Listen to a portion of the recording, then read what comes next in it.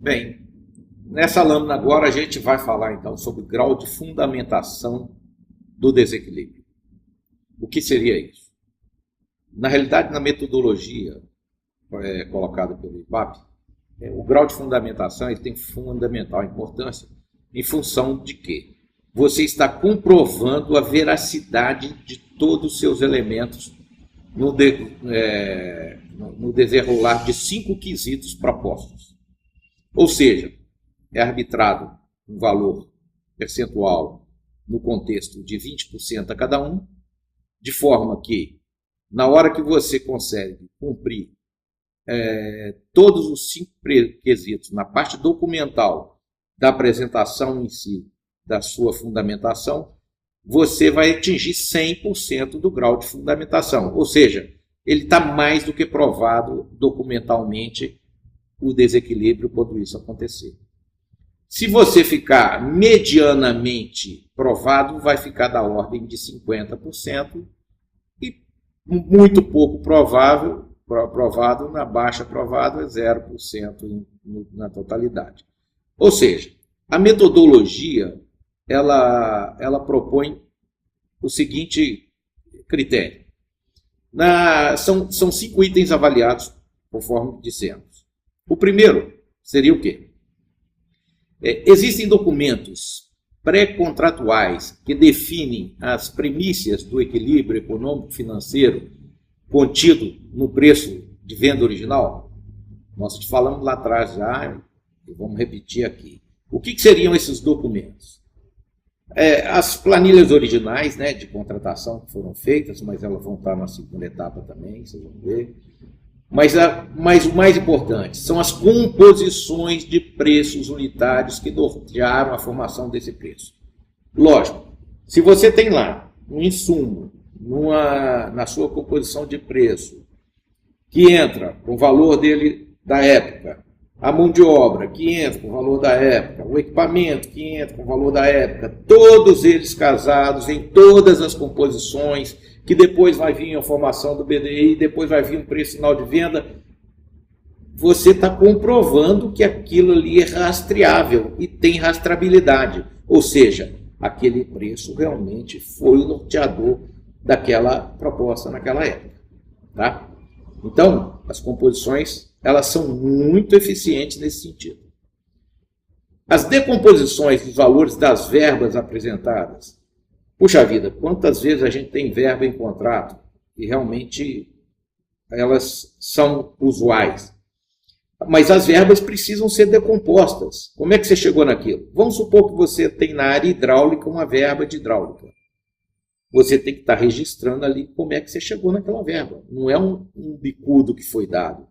Então você vai falar o seguinte, olha, aproximadamente tantos pontos de água, com tantos pontos de valor por ponto, quanto foi que você entrou e por que você arbitrou aquele valor por ponto. Isso é uma verba decomposta em toda a sua extensão. Tá? Itens do custos indiretos que entraram na decomposição do preço de venda.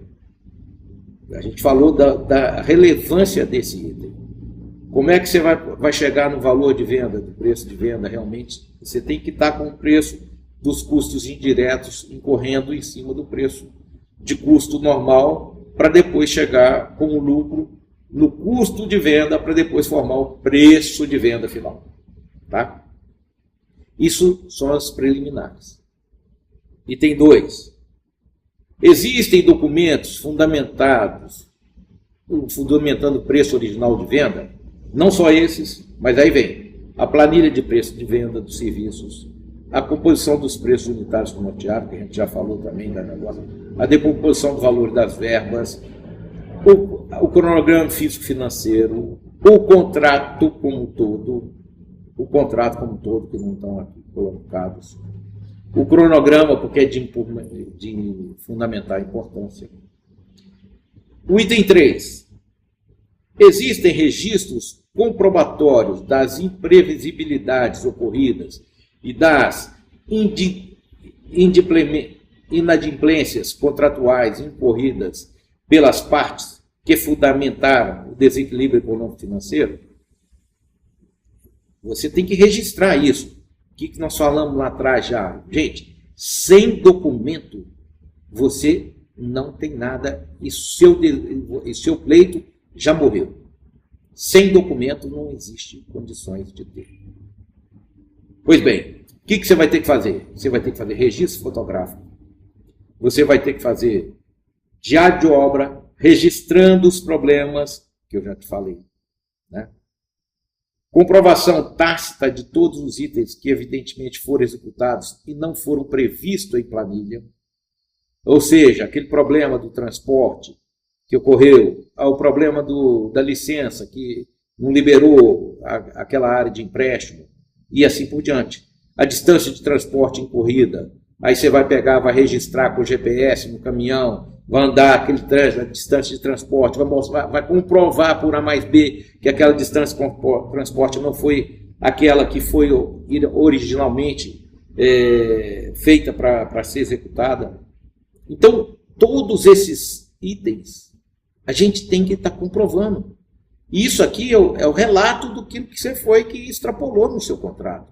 Então, você tem que botar caso a caso que extrapolaram, fazer a comprovação, registrar, fazer se constar nos diários de obra e colocar, o seu fiscal está assinando aquilo ali. Se ele não quiser assinar, você vai mandar uma carta, você vai mandar um negócio com AR, do jeito que for, mas você vai se documentar de forma legal para que isso aconteça. Senão, você não vai conseguir, né? Prova de desequilíbrios nas composições e nos preços apresentadas, como observamos a fidelidade da execução técnica requerida. Nós falamos da distância do transporte.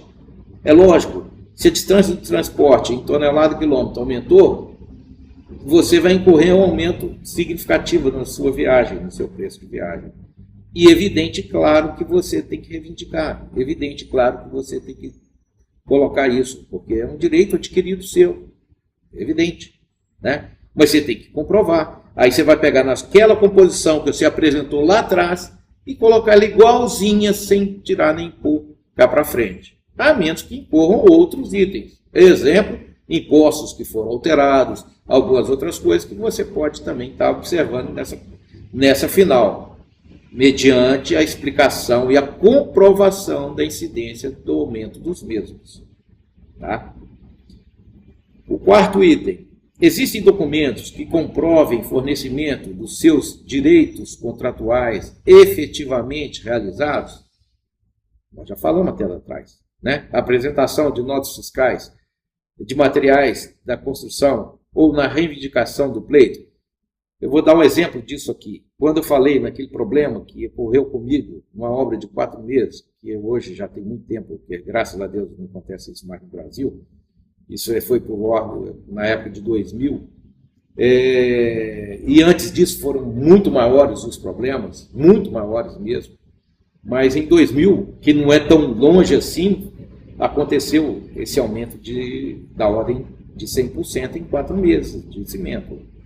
Então, aí você tem que comprovar que as notas fiscais do cimento você comprou na época, ou que você cotou na época, e que na hora que você foi executar a obra, ela estava com preço muito acima daquilo que foi cotado. E ainda, você vai comprovar que aquele preço de composição, que você entrou na composição, com os valores das notas fiscais que você comprava na época, nos mesmos fornecedores de preferência, vão estar oneradas em tantos por cento. Aí você vai levar para a época e vai ver quanto foi que elevou. Isso são distorções que você vai comprovar e você vai ter sua rastreabilidade comprovada. E assim sendo, você tem condição de estar reivindicando um item que extrapolou violentamente em decorrência de uma coisa que ninguém sabia. Mas, sei lá, foi um problema de imposto que foi gerado em cima daquele produto, não se sabe. Ou foi a venda que cresceu violentamente e tal, né? Isso daí vai impactar no seu contexto violentamente. Existem modelos matemáticos que sustentem os cálculos do orçamento, do reequilibrado. Aí, aqui que nós falamos. a própria planilha anterior, ela é um modelo matemático que faz a comprovação desses itens. Outras planilhas que podem vir a comprovar isso também. Normalmente, a gente já falou até no problema do prazo e do impacto que isso ocorre sobre os indiretos, principalmente, né? Pois bem, você tem que pegar seu cronograma de apresentação ao longo desse período, um project, um MS Project, que você tem todos os dados que você pode estar lançando, né, a sua linha de base, o que é que aconteceu, se ela retardou, por que a retardou e qual foi o motivo que fez aquele retardo, e aí está julgando a sua obra para tanto tempo à frente, então, em função disso, você vai estar onerado no seu efetivo indireto e nos seus serviços indiretos em tantos por cento. Você tem que ter modelos que vão te nortear e comprovar que realmente você está mais do que documentado nesse sentido, né? Além dos próprios diários de obras, que a gente também já falou aqui atrás, né? E aí você tem projeções que vão estar te referendando nessa documentação. Em suma, gente, quanto mais documentado você estiver dentro desse contexto, mais bem capacitado você estará para realmente estar entrando com um pleito bem formado, bem fundamentado, né? Que vai te realmente respaldar o direito adquirido que você tem lá naquela contratação inicial. Então, em suma, se a gente não tiver toda essa documentação bem documentada, bem rastreada, fica difícil você fazer um pleito com sucesso no futuro. Por isso que eu falo, todo o planejamento da obra, todo aqueles meandros que a gente falou tanto no princípio, um orçamento em ABC, mais um posterior orçamento que vai te nortear nas partes dos indiretos, principalmente, que é o custo por absorção, são fundamentais. Tudo isso é documento que te fundamenta, que te dá credibilidade e rastreabilidade nessa documentação de pleito que você vai fazer no futuro. Então, com isso, eu te garanto, qualquer um vai estar muito bem fundamentado para fazer essa reivindicação.